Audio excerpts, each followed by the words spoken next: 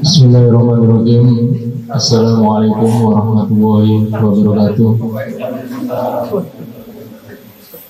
Alhamdulillahirabbil alamin.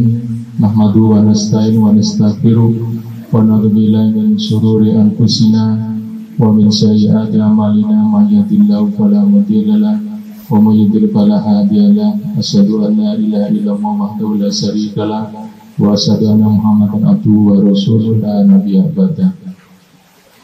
Yang terhormat Al-Ustaz Haji Munir Fatwa, yang terhormat Pak Saleh Fakih, dan seluruh rekan-rekan semuanya, baik pimpinan di Jawara Corporation dan rekan-rekan seluruh karyawan keluarga besar di Jawara Corporation yang selalu dirahmati oleh Allah Subhanahu wa Ta'ala.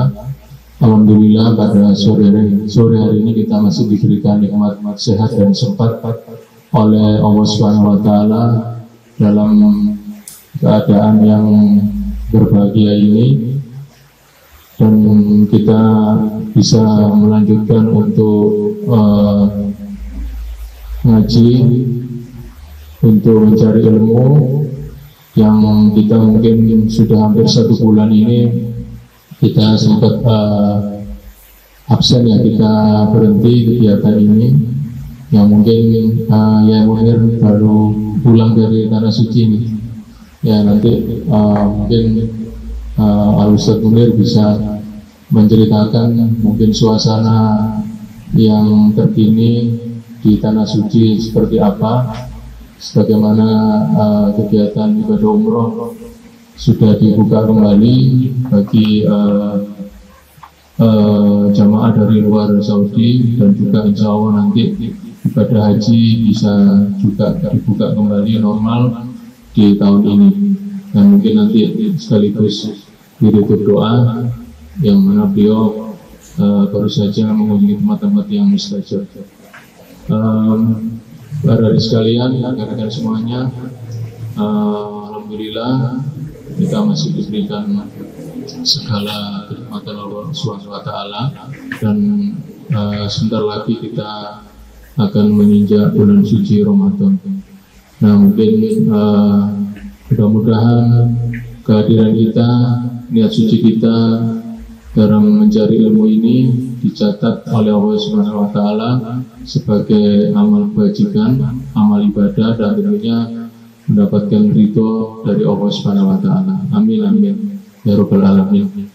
Mungkin langsung saja kami persilakan yang terhormat Al-Ustaz Kiai Munir Fatwa untuk menyampaikan pengajian. Persilakan.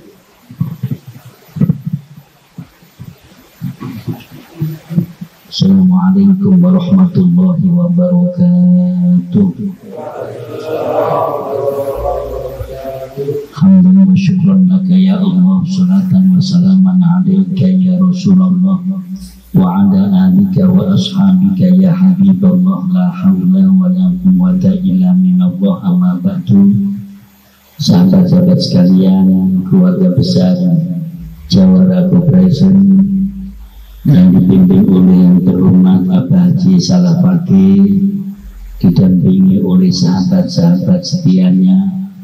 Mudah-mudahan kebersamaan kita dalam memburu kesuksesan dunia, raih kesuksesan keselamatan akhirat, senantiasa diberi kemudahan oleh Allah Subhanahu wa Ta'ala. Sahabat-sahabat sekalian, kami tadi melihat catatan, kita insya Allah masuk halaman 9. Monggo kita biasanya bersama hadis-hadis sahih yang terhimpun dalam kitab singkat ini, halaman 9, bab kedua tentang akhirat. Rahmat Allah Subhanahu wa Ta'ala. Rahmat itu artinya adalah kasih sayang. Sifatnya Allah yang dominan adalah Ar-Rahman. Ar-Rahman itu artinya zat yang memberi rahmat, yang memberi kasih sayang. Kalau kita mengupas Bismillahirrahmanirrahim, versi pesantren biasanya kalau memberikan terjemahan demikian: Bismillahi kelawan nyebut asmane Allah, Ar-Rahmani kang duweni sifat welas asih ana ing dunya lan akhirat, Ar-Rahimi tur kang duweni sifat welas asih nang akhirat bloko. Jadi Allah itu tatkala di dunia begini ini bisa memberikan rahmat kasih sayang siapa saja, orang Islam, orang yang taat, orang kafir, orang ahli maksiat tetap diberi rahmat. Tapi untuk nanti urusan di akhirat, rahmat hanya Allah tebarkan dan berikan buat orang-orang hambanya yang beriman. Mudah-mudahan kita bisa menggapai rahmat di dunia sampai akhirat. Kita baca bersama-sama. Nabi Muhammad SAW bersabda, Inna lillahi, sungguh bagi Allah Ta'ala maha tinggi Allah, apa mi'ata rahmatin, mempunyai 100 rahmat. Allah itu mempunyai 100 kasih sayang. Anjala, Allah menurunkan minha dari 100 rahmat tersebut, rahmatan, satu rahmat, wahidatan, benar-benar satu, bainal jinni, itu diberikan antara jin wal insi dan manusia, wal bahaim, binatang-binatang jinak, wal hawa, binatang-binatang yang buas. Fiha, dengan satu rahmat tadi itu, yata'atafuna, saling mengasihi, wabiha, dan dengan satu rahmat tadi, yatarohamuna, saling kasih sayang, wabiha, dan dengan satu rahmat, ta'tifu, mengasihi atau menyayangi apa-apa al-wahsyu, binatang yang buas, ala waladiha, atas anaknya. Wa akhoro, dan mengakhirkan Allah Ta'ala tis'an ing 9 wa tis'ina, dan 90, apa nih rahmatan kasih sayangnya, yarhamu kang bakal ngasih sayangnya atau melasi sopo Allah, biha dengan 99, ibadahu ing piro-piro hambani yaumal kiamati, di hari kiamat. Rawahu riwayatun ing hadis sapa asy-Syaikhoni, Imam Bukhari dan Muslim. Sahabat-sahabat sekalian, Allah Subhanahu wa Ta'ala itu mempunyai sifat al-asmaul husna, sifat-sifat Allah yang bagus. Dari sifat-sifat Allah yang bagus yang jumlahnya 99, itu yang dikedepankan oleh Allah adalah Ar-Rahman, Ar-Rahim. Dan diterangkan oleh Nabi Muhammad SAW, tentunya ini keterangan datangnya dari Allah. Allah itu mempunyai satu kasih sayang yang jumlahnya itu 100. Kasih sayangnya Allah itu jumlahnya 100. Anggap aja 100 kilo. Terus yang 1 kilo ini diturunkan di dunia saat ini, dibagi antara jin, manusia, seluruh binatang, baik besar maupun kecil, binatang jinak maupun binatang buas. Dengan kasih sayang yang jumlahnya 1 itu, ada seekor ayam yang anaknya masih kecil, baru lahir dari telur, apa namanya ini? Ya, menetas. Ayam kecil namanya apa? Tinggi. Tatkala ada hujan, ada angin, ayam yang besar tadi itu induknya mengepas-ngepaskan sayapnya, ayo ke sini, sangat menyayangi anak-anak kecilnya. Ada binatang buas tidak memakan anaknya sendiri. Seorang ibu rela mengelus-elus perutnya yang dengan kandungan itu sebenarnya dia merasa terganggu dan sakit.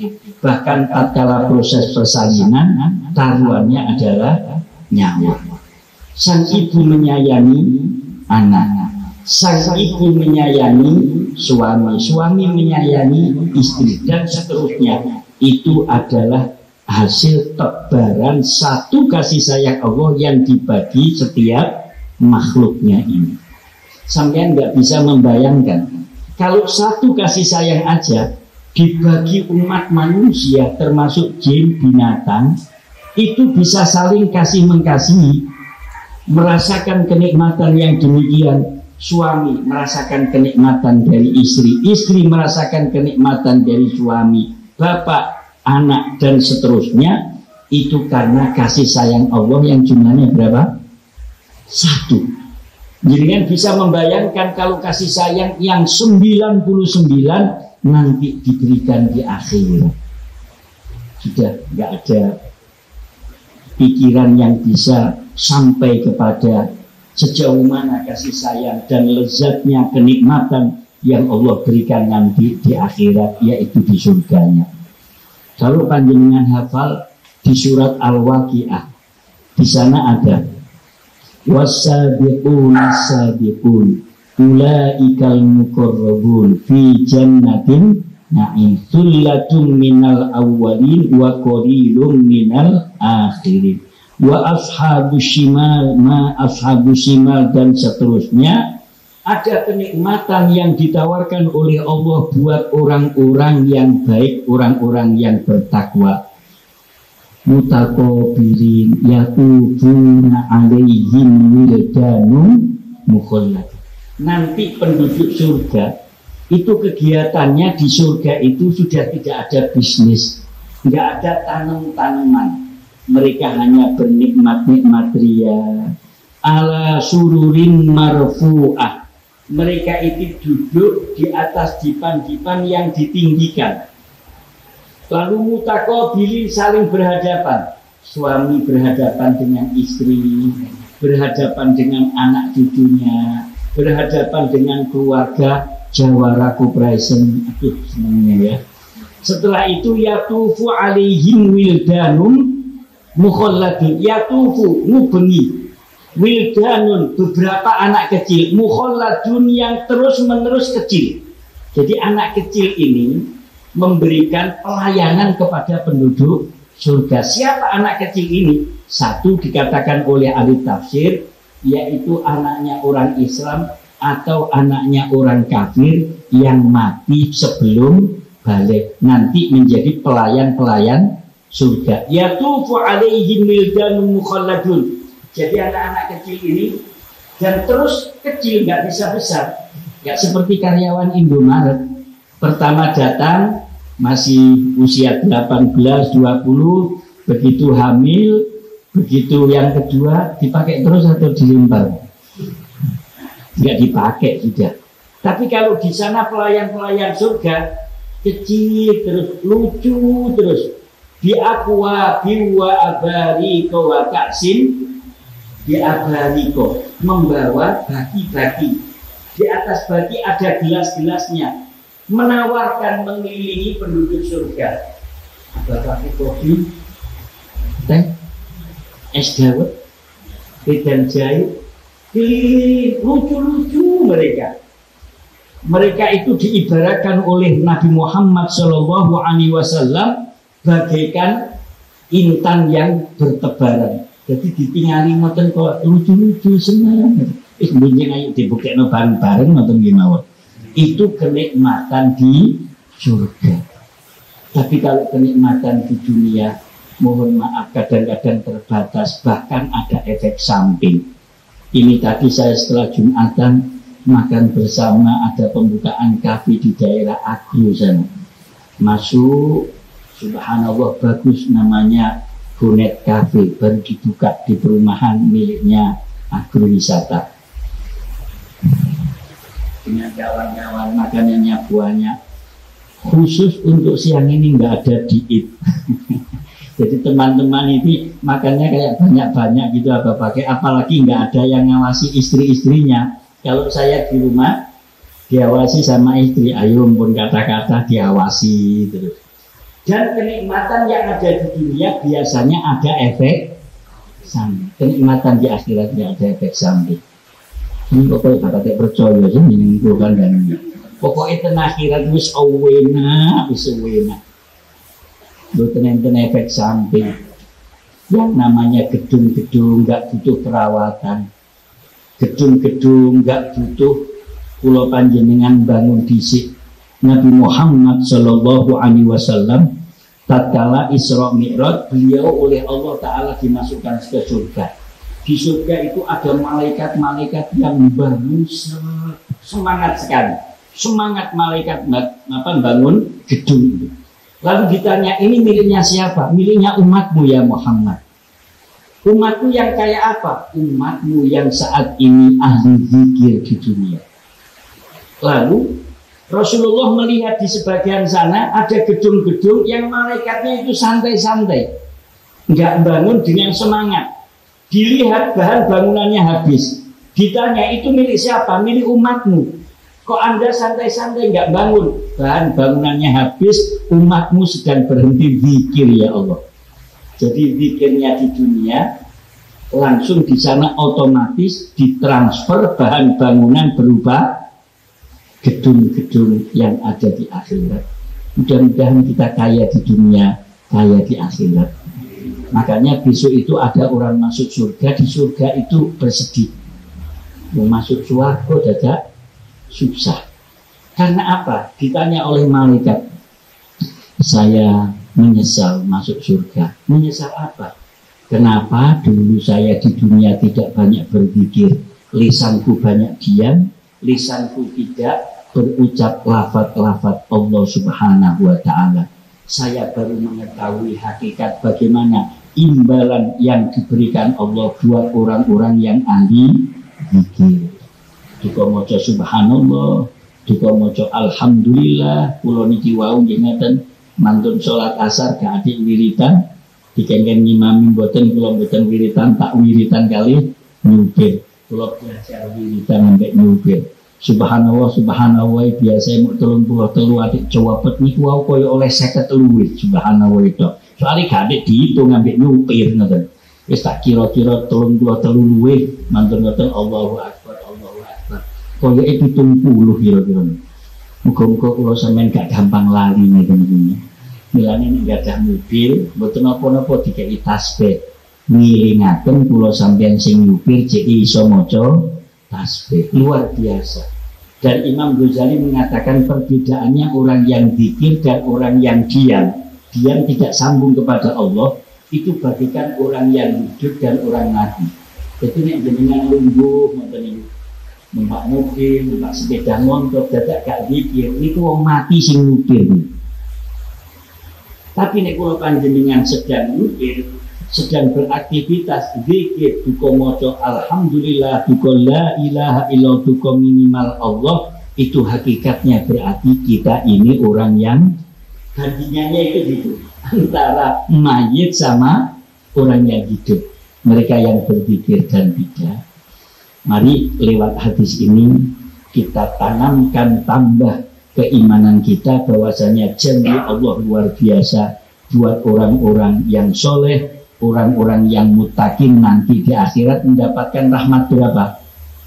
Masih 99, yang satu rahmat itu ditebarkan di dunia kayak begini, apalagi yang 99.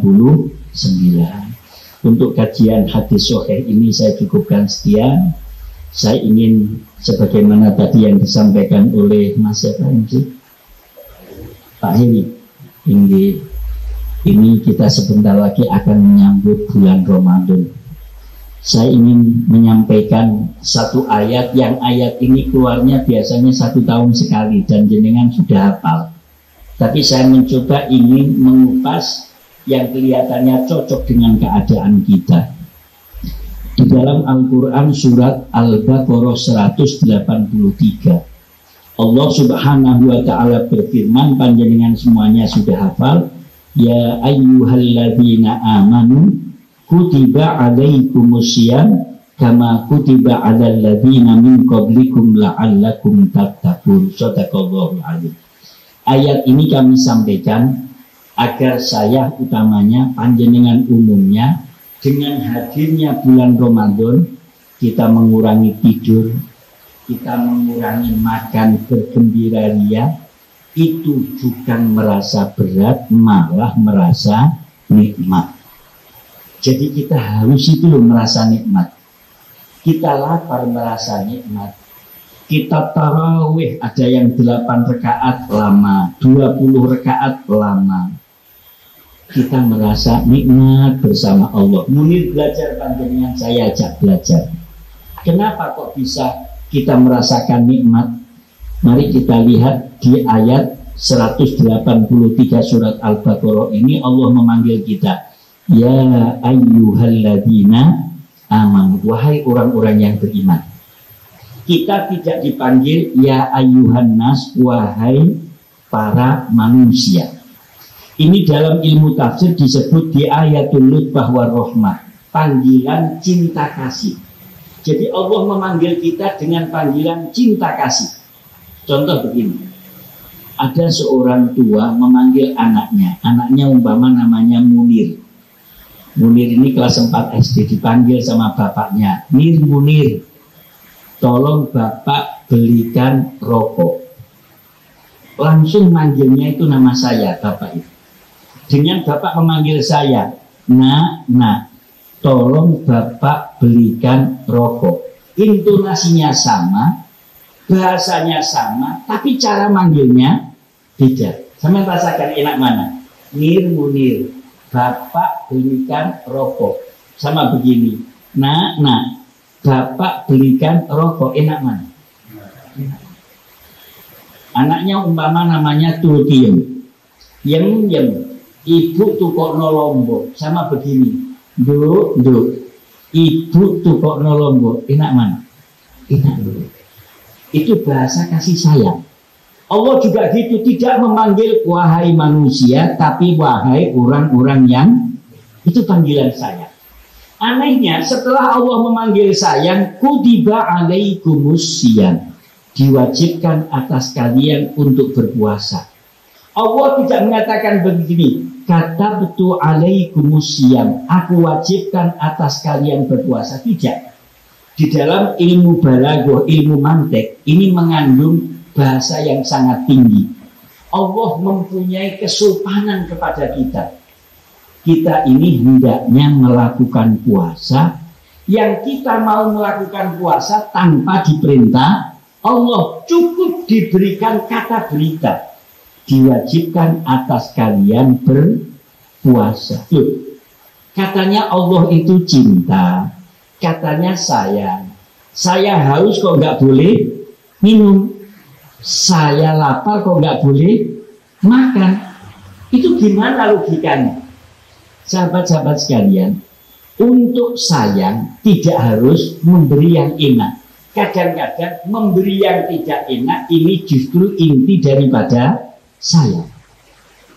Contoh begini, tadi ada anak namanya siapa? Munir tadi ya.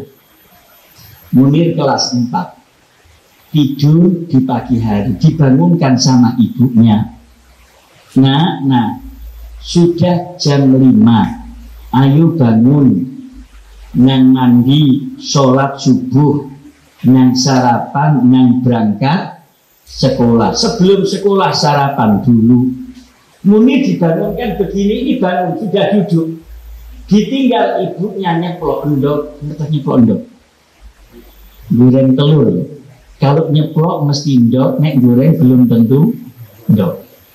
Ibunya ini goreng telur.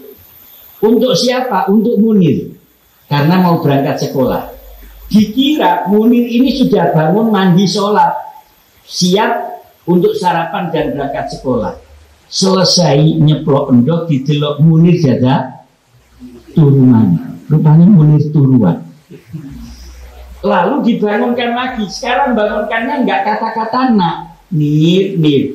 Wis dibuka mbak ibu. Iku lho, ceplokan endok wis mateng, cepetan selak srengenge metu nang sholat, nang sarapan, nang budal sekolah. Nggih Bu, nggih. Munir bangun, duduk, kakinya sudah diturunkan nyentuh lantai. Sama ibunya ditinggal nyapu halaman. Selesai nyapu halaman, kamar mandinya belum ada krecek, didelok turu maneh Munir. Langsung ibunya lapor kepada bapaknya, Pak, itu lo anak sampean Munir. Kalau ngomong gitu, anak sampean padahal anak wong loro. Iku lo anak sampean Munir wis tak gugah ping 3 gak gelem tangi. Bapaknya ambil gagangnya sapu. Munir yang bubuk tadi itu di atas wajahnya ditunjukkan sapu. Nir, tangi tora. Munir. Siapa yang ngancam ini tadi? Ibunya atau bapaknya? Bapaknya. Ini kalau nggak bangun sepertinya mau mukul, ngancam. Anak nggak boleh protes gini, loh. Bapak sayang nggak sama saya? Sayang nggak? Sayang kok saya nggak boleh tidur? Wong saya senang tidur. Bapak katanya sayang, lah kok ngancam? Bisa diterima maksud saya? Kalau saya sambungkan dengan ayat, nah, kamu harus puasa tidur. Nah, kamu harus puasa bersantai-santai. Kamu harus bangun, kamu harus sekolah, la'allakum tatakun. Kowe cek dadi wong pinter. Nah. Jadi untuk menyayangi tidak harus membelikan HP. Kadang-kadang anak sementara HP diskores 3 hari demi untuk kebaikan anak dan seterusnya. Kita juga begitu disuruh puasa oleh Allah Subhanahu wa taala. Karena apa? La'allakum, dengan puasa ini kita mudah sampai kepada titel orang-orang yang bertakwa. Allah itu sudah menetapkan tempat yang paling mulia nanti di surga, dan yang tinggal di sana adalah orang-orang yang, untuk sampai kepada kita punya predikat takwa, kata kuncinya yang paling mudah apa? Puasa. Nabi Muhammad SAW pernah bersabda, Inna syaitona la yajri min ibni Adam majrad dam fadayyiku majariyahu bil. Sungguh setan itu bisa masuk mengikuti aliran darah manusia. Maka persempitlah jalan lalu lintasnya setan di tubuhmu biljui, dengan puasa. Jadi yang itu nek kakian nedo, biasanya pikirannya tinggi-tinggi, kadang-kadang tidak terkontrol, obsesinya itu keluar dari syariat agama Islam itu mudah ditumpangi oleh setan. Tapi kalau orang yang membatasi makanan, utamanya dengan petunjuk-petunjuk yang telah diberikan resep dari Allah dan Rasulnya, itu nanti gampang membawa la'allakum tatakun. Jangankan kita manusia, ulat ular niku nasib lak ngolasan ngalor ngidul ular niku nek karang kloso diamuki ambek tiang. Apa meneh petani-petani dikompresi. Sampai umpama enten ular sahabat, dugi ten griya sampean kepengin pinarak silaturahmi mboten sampean lebokno napa sampean ide. Lah apa ular ini? Satu saat ada ular yang dia tanya kepada Allah, ya Allah, saya dimusuhi keluarga besar Jawara, ya Allah.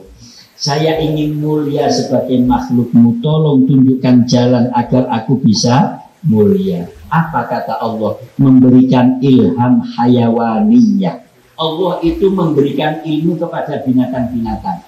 Hei burung jalak, kamu tak beri ilmu kalau buat rumah kayak begini nih potongannya. Hei manuk emprit, hei manuk perkutut, itu mereka punya ciri masing-masing bentuk susuhnya. Rumahnya itu beda-beda. Itu karena siapa? Allah memberikan ilham hayawaniyah. Lalu ulat dikatakan oleh Allah, kamu kalau ingin mulia harus puasa. Akhirnya dia melakukan proses metamorfosis, mengepompongkan diri. Bahasa karang kloso ngentung. Jadi nanti dolanan entung. Di Madura namanya apa itu? Entung. Kepompong itu. Biasanya di dolanan entung. Monggo sih bareng-bareng diterus no. Endi lor napa di kidul napa di etan. Entung endi lor endi kidul. Kena napa kok gak endi etan di kulon. Sebab entung itu ulat yang sedang puasa. Boleh percaya boleh tidak, ini tidak Quran hadis. dia menghadap kiblat sedang wiritan la ilaha illallah. Madhep kula wiritane lak ngalor ngidul. Gak ono wiritan la ilaha illallah. Ngoten iki mboten enten. Itu katanya guru saya. Falsafah entum. Dia itu sedang berzikir kepada Allah, sedang puasa, dan saya pernah membaca bahwasannya ulat untuk merubah diri menjadi kupu minimal 11 hari dia harus berpuasa. Dia tidak kemana-mana, nyentuh metamorfosis. Ada juga yang sampai 23 hari, sampai 37 hari melihat jenis kupunya. Setelah dia dianggap lulus oleh Allah, dia dikasih sayap. Kalau tatkala jadi ulat, makannya seadanya. Setelah mempunyai sayap jadi kupu, dia terhormat. Makannya sari-sari bunga. Dik menawi omah sampeyan mari maghrib dileboni kupu gregeten apa seneng? Seneng. Iki koyo ape ono rejeki. Pak, iki insyaallah anake ape teko judone dan lain sebagainya. Pokoknya ada semacam lambang kebaikan. Kalau rumah seseorang itu dimasuki kubu, tapi nek dileboni ular, itu lambang kenaasan kadang-kadang. Itu ada image, ada apa ya, semacam ini boleh percaya boleh tidak. Tapi orang Jawa itu pernah mengamati, sering melakukan penelitian. Biasanya omah niku nek dileboni kubu, mari ngoten mesti ada kelapangan, ada kebahagiaan. Itu diteliti oleh orang-orang tua dahulu. Coba sama meneliti, saya belum pernah meneliti dia. Jangan tahu ayam kampung yang telurnya ingin menetas, itu kata kuncinya mesti puasa. Jadi dia mengeram anggrem niku poso. Umpama sampean tuki sego, sampean tuki jagung ngeten sing ditucuk jagungnya napa drijine. Katanya ayam babonnya, poso, apa mbok kei sego, ngoten kira-kira niku. Kenapa dia ingin agar telurnya menetas? Nek ana pitik babon, dhek iki dipareki ambek cowok-cowok jago gak gelem. Sepurane aku jek poso mbeneng wis ngriyoyo kira-kira ngoten. Gak gelem dia itu. Kok jago niku ngrangsek dikabruk lho itu. Coba sampean. Sampean amati. Kalau ada jago-jago kok gak ngapeli ambek ayam babon yang sedang mengeram. Itu bisa dikabruk itu. Sampean lihat itu. Dan nek ono PT sing anggrem begini ini sedang puasa, dia kalau cari makanan turun dari tarangan itu 2 hari sekali, 3 hari sekali. Itu pun tidak jauh-jauh. Nek ono pitik anggrem kepengin ndokene terus diluk-diluk no alun-alun. Diluk-diluk no nggone Indomaret, kira-kira netes napa kopi ndoke. Pelajaran apa yang kita ambil? Kita semuanya ini orang tua punya anak-anak. Kalau anak-anak kita ini ingin jadi orang yang manfaat, jadi anak-anak yang barokah, yang hormat kepada orang tua, taat kepada Allah, bisa menjadi kebanggaan dunia akhirat, kata kuncinya orang tua harus puasa. Puasa apa? Dari segala sesuatu yang tidak disukai oleh Allah Ta'ala. Puasa jangan sampai memberikan asupan gizi barang yang haram, barang yang syubhat. Puasa mengatakan sesuatu yang tidak baik dan seterusnya. Itu saja la'allakum tattaqun, agar sampai kepada derajat yang bertakwa. Ada yang perlu diseringkan? Ini waktunya masih, kita maksimal sampai jam 4:30. Ada yang diseringkan tentang puasa atau mungkin tentang masalah yang lain? Monggo.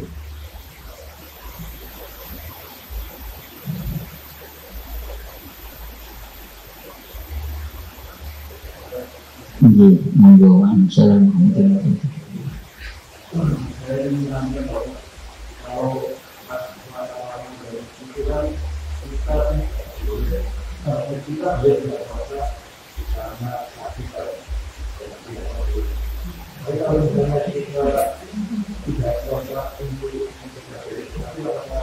Untuk apa?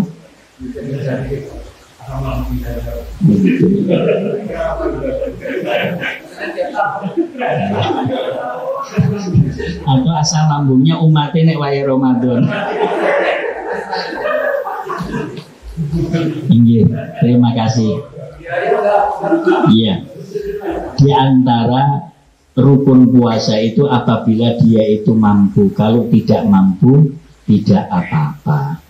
Terus umpama sakit, sakitnya itu menurut dokter atau menurut diri kita ini masyakot berat kalau kita melakukan puasa, sebab kita harus mungkin meminum obat, maka boleh kita tidak berpuasa, tapi kita nanti harus mengganti selesai bulan Ramadan.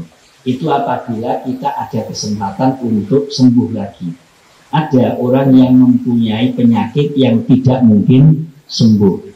Di Jatim 4 itu depannya Jatim 41, depannya ada Pondok Jatim 4. Itu bukan miliknya Pak Sastro, miliknya Pak Haji Toto, orang Islam.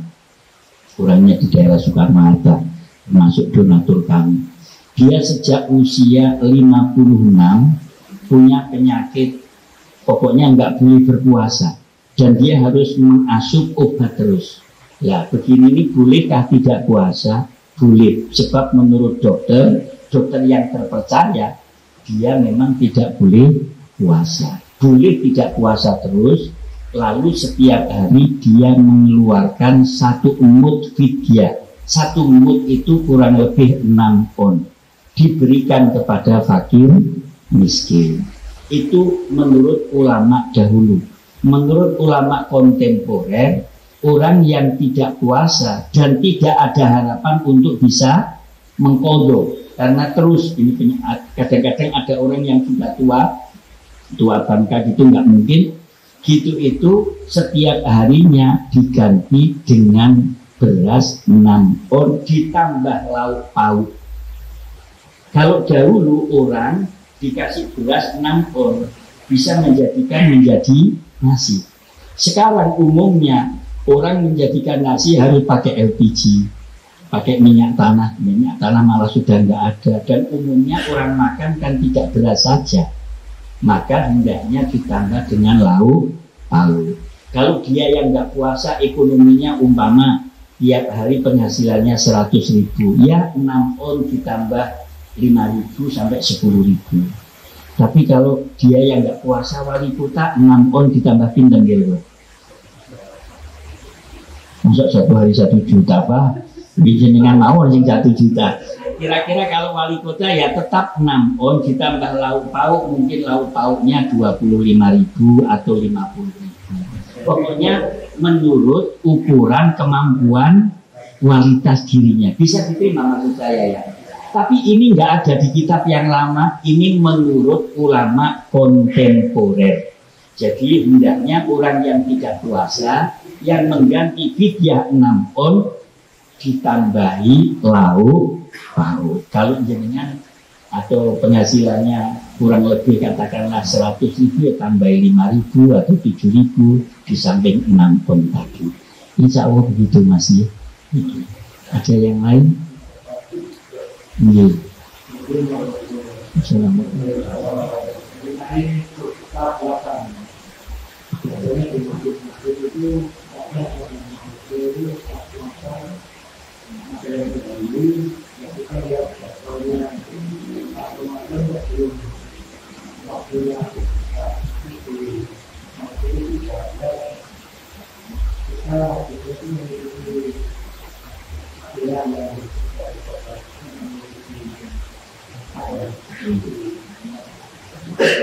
Jadi beberapa waktu yang lalu sekitar 3 bulan saya ketemu dengan orang Kementerian Agama.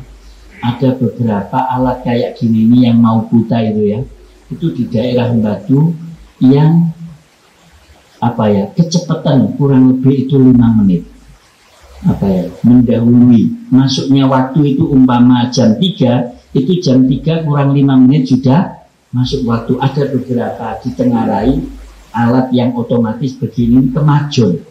Nah kalau masalah sholat mungkin masih ada azan dulu, tapi kalau masalah puasa itu yang ironis. Hingga kapan hari dari Dewan masjid mengumpulkan takmir-takmir, hendaknya alat-alat yang otomatis ini dicek ulang. Baiklah, seperti yang jenengan tanyakan, kalau umpama ada azan kayaknya belum waktunya masuk, maka sampean jangan ikut azannya, yakinkan diri panjenengan bahwasanya ini belum masuk, nunggu masuknya waktu maghrib, bukan menunggu azan. Sebab azan yang azan ini bisa maju, bisa nek sampai nunggu azan nih, sing azan tidak buka dhisik. No omah ngombe kolak dhisik. Terus ngoten masjidnya durung azan padahal wis telat 10 menit nggih kaliren sampean. Jadi kita yakini dengan HP kan ada tuh ya jadwal itu, kayaknya sampean yakin cocok ini, insya Allah kemarin saya cocokkan di Malang, saya cocokkan di Karangploso, di masjid besar kayaknya cocok jadwal di HP saya ini, yaitu sampean yakini. Tapi kalau iki kok aneh, iki kok wis ada liane durung, aku melok sing disia. Kasus ini namanya kecelakaan kalau gini nih. Insya Allah demikian ya. Jadi termasuk panjenengan umpama sahur itu boleh melakukan sahur sebelum azan, tapi azan yang tepat waktu loh ya. Jadi sampean azannya telat mulai muadzini jek sahur, sampean sudah waktu masuk subuh masjidnya durung azan, aku ya jek sahur tenangnya ya salah juga. Jadi yakinkan bahwasanya belum masuk waktu subuh. Kalau ada talqin sholatu wassalamu alaik tapi belum subuh, sampean masih boleh menghabiskan koleknya itu ya. Sebab sampean yakin belum subuh. Insya Allah begitu. Wallahu a'lam. Yang lain?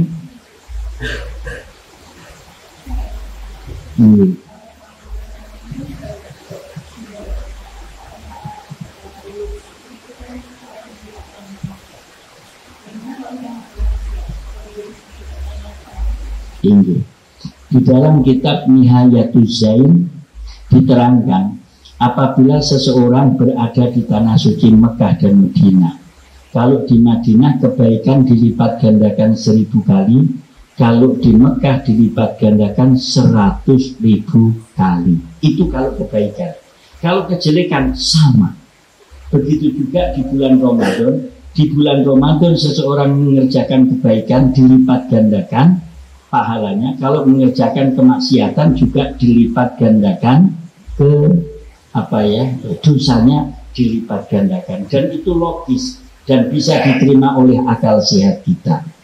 Saya maaf kurang sependapat apabila ada keterangan, tapi saya kayaknya belum pernah membaca bahwasanya itu kalau kebaikan saja yang dilipat gandakan, kalau dosa tidak dilipat. Kok nyimut gitu loh, bisa ngerti nyimut ya, kok enak aman gitu loh ya. Iya, insya Allah begitu. Wallahu a'lam. Jadi ada timbal baliknya insya Allah. Yang lain, tapi kalau masalah kebaikan niat itu beda. Jadi umpama kita ini berniat melakukan kebaikan. Contoh, saya sekarang tadi dapat WA ada pengajian di Jawara. Bismillah saya ikut. Sudah mau berangkat, ternyata ada telepon, ibu harus dilarikan ke rumah sakit. Panjenengan penting mana ngaji sama dampingi ibu? Sama pentingnya Pak. Cuman lebih penting dampingi ibu. Tapi jenengan tadi kan sudah niat mau ngaji ya. Jenengan nggak jadi ngaji, belok dampingi ibu karena ini lebih penting. Tapi sama-sama pentingnya, lebih penting dampingi ibu. Sampean sudah mendapatkan pahala 1. Tapi kalau panjenengan tanda ngaji beneran, ini pahalanya 10. Ini keistimewaan umat Nabi Muhammad SAW. Ya, jenengan akan melakukan kemaksiatan, saya akan melakukan ini itu yang jelek umpama. Mau janjian sama istrinya orang, sudah fit, mau janjian ketemu jam 2 di stasiun. Setelah itu sudah berangkat tandang, sudah tandang. Setelah itu dia ditelepon sama istrinya, "Sampe nok ndi, Pak?" "Aku nok kene, Pak. Anak dhewe kecelakaan, Pak, nok Karangploso. Saiki wis tak gawa nok nggone UGD." sampai cepetan gagal loh, padahal ape tadi itu bermaksiat. Dia tidak jadi ketemu istrinya orang, kembali merawat anaknya. Ini tapi kan sungguh-sungguh sudah kan ya. Tapi dia nggak jadi. Gini ini tidak mendapatkan dosa. Itu pertolongan dari Allah. Dan diterangkan juga kalau perbuatan baik itu dilipat gandakan 10, kalau perbuatan jelek tetap 1. Panjenengan bersedekah kepada masjid 1000 dilipat gandakan 10.000. Tapi kalau panjenengan umpama melakukan kemaksiatan apa dengan uang itu 1.000, itu tetap dosanya tetap seperti 1.000. Ini secara umum ya, ada keterangan begitu. Al-hasanatu bi asyrati amsaliyah. Ini khusus untuk umat Nabi Muhammad Sallallahu Alaihi Wasallam. Umat dahulu nggak punya. Kenapa kok begitu? Umat dahulu itu usianya pendek-pendek. Umat dulu usianya panjang-panjang. Kita usianya pendek-pendek. Kalau nggak dikasih pelipatan pahala, jenengan ambil wong-wong biyen pahalanya kancrit. Ngerti kancrit ya? Ketinggalan pola orang-orang dulu. Zaman Nabi Musa itu rata-rata usianya 400 tahun. Nabi Adam dari umatnya rata-rata usianya antara 800 sampai 1000 tahun. Nabi Adam itu usianya 1062 tahun. Nabi Nuh dan umatnya rata-rata antara 16 sampai 900 tahun. Nabi Nuh usianya 860 tahun. Nek sampeyan diukur kali ganjarannya wong-wong biyen, yo kancrit wong biyen usianya panjang. Tapi kita dikasih pelipatan pahala, lompatan-lompatan pahala. Mudah-mudahan Ramadan yang akan datang kita termasuk orang-orang yang dikaruniai sehat wal afiyah, sehat dohirnya, sehat batinnya, bisa menikmati ibadah kepada Allah Subhanahu wa Ta'ala.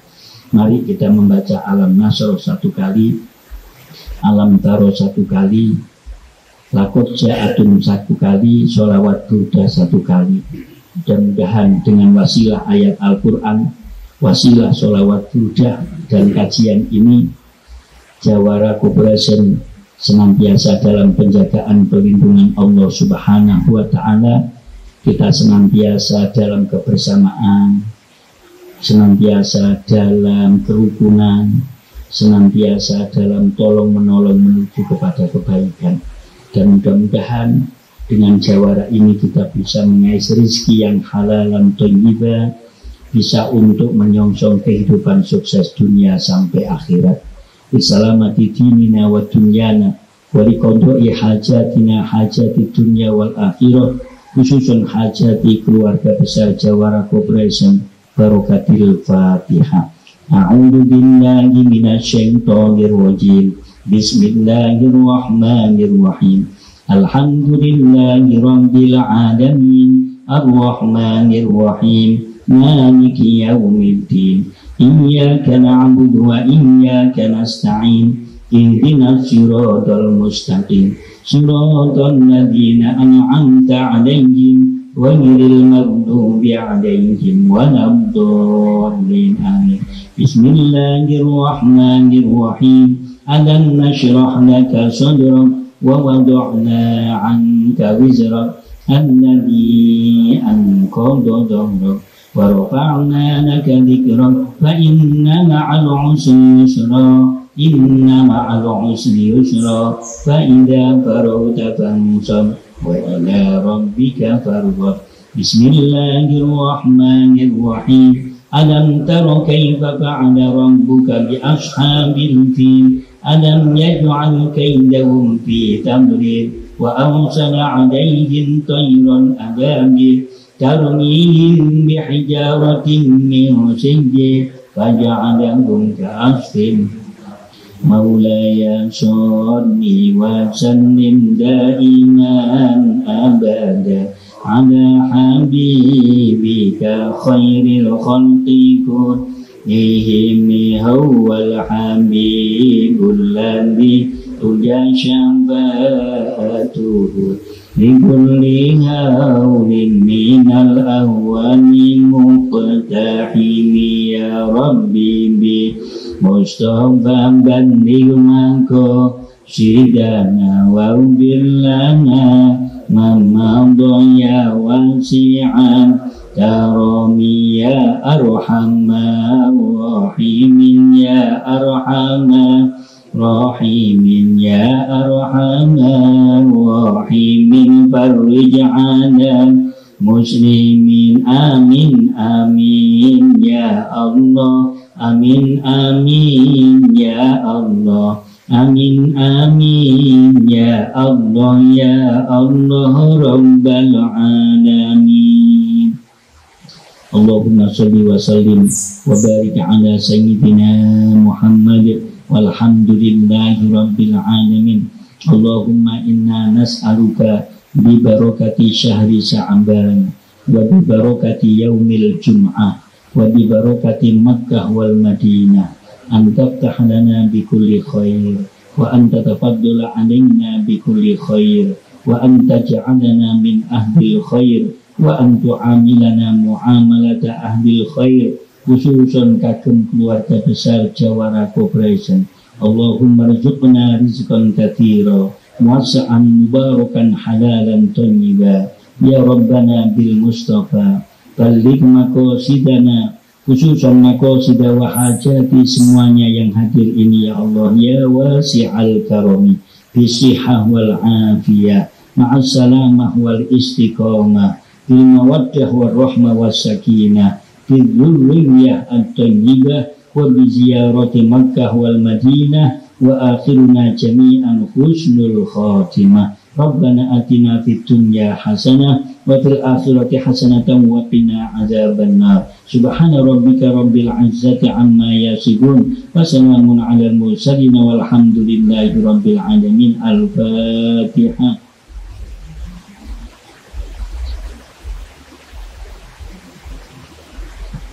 Kurang lebihnya mohon maaf. Assalamualaikum warahmatullahi wabarakatuh. Alhamdulillah, demikian tadi kajian sore hari ini yang dipimpin oleh Pak Ustadz Kiai Haji Munir Fatwa. Semoga apa yang kita lakukan hari ini tentunya menambah keimanan kita dan juga niat kita dicatat oleh Allah sebagai ladang pahala dan tentunya mendapatkan ridho dari Allah Subhanahu wa Ta'ala. Demikian apa yang dapat kami sampaikan. Mohon maaf sebelumnya apabila ada hal yang kurang berkenan, dan kami akhiri beri taufik wal hidayah. Wassalamualaikum warahmatullahi wabarakatuh.